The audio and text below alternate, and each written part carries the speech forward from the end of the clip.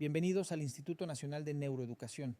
Hoy exploraremos uno de los pilares del conocimiento psicológico moderno, Fundamentos de Psicología Cognitiva, de Michael W. Eysenck y Mark Breisbert, una obra que explica cómo la mente humana percibe, recuerda, piensa y aprende, porque entender el funcionamiento de la mente no solo es una cuestión académica, sino una herramienta para comprendernos y mejorar nuestra manera de enseñar, comunicar y vivir.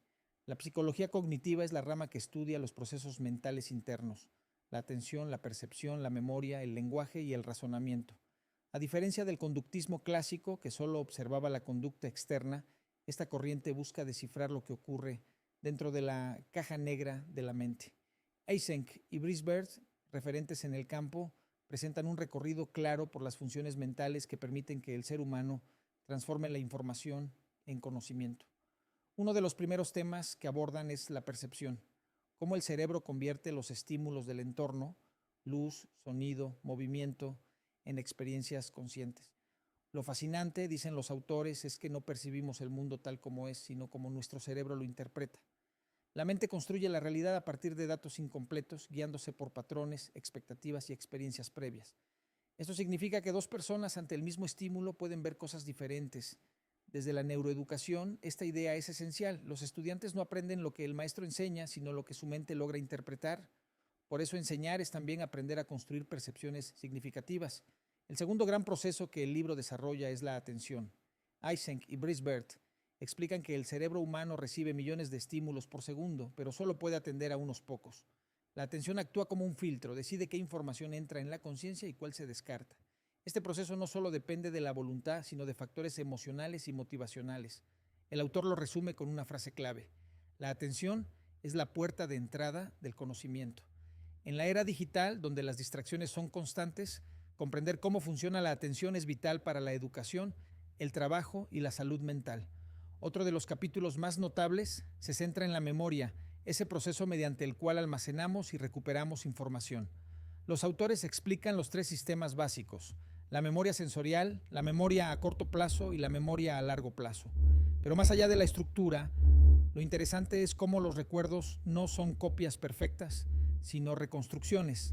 Cada vez que recordamos algo, el cerebro reinterpreta la experiencia mezclando datos, emociones y significados. Por eso, la memoria no solo guarda información, sino que construye identidad. Eysenck introduce el concepto de metamemoria, la conciencia que tenemos sobre cómo recordamos. Entrenar esta habilidad, por ejemplo, enseñar a los estudiantes a identificar sus estrategias de memorización, mejora el aprendizaje autónomo. El libro también aborda el lenguaje, considerado la joya de la cognición humana.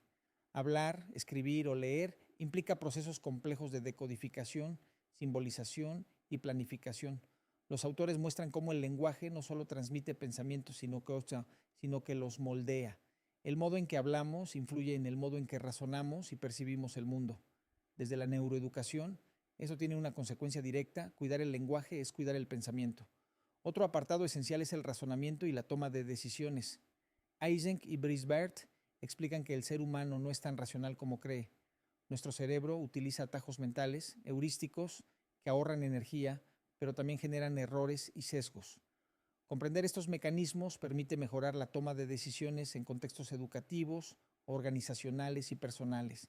De hecho, enseñar pensamiento crítico no es enseñar a tener razón, sino a reconocer los propios sesgos cognitivos. Desde una perspectiva neurocientífica, el libro se apoya en estudios de neuroimagen que muestran cómo distintas regiones del cerebro colaboran para crear la experiencia consciente. La corteza prefrontal planifica, el hipocampo almacena, la amígdala evalúa la relevancia emocional y el córtex parietal organiza la atención espacial. Este mapa de la mente demuestra que pensar es una orquesta de neuronas en constante comunicación. Hoy comprendimos que conocer el cerebro es conocernos a nosotros mismos. Fundamentos de Psicología Cognitiva nos recuerda que aprender es una función biológica, pero también un acto humano. Desde el Instituto Nacional de Neuroeducación, te dejo una pregunta para reflexionar. ¿Estás usando tu mente para recordar el pasado o para construir tu futuro?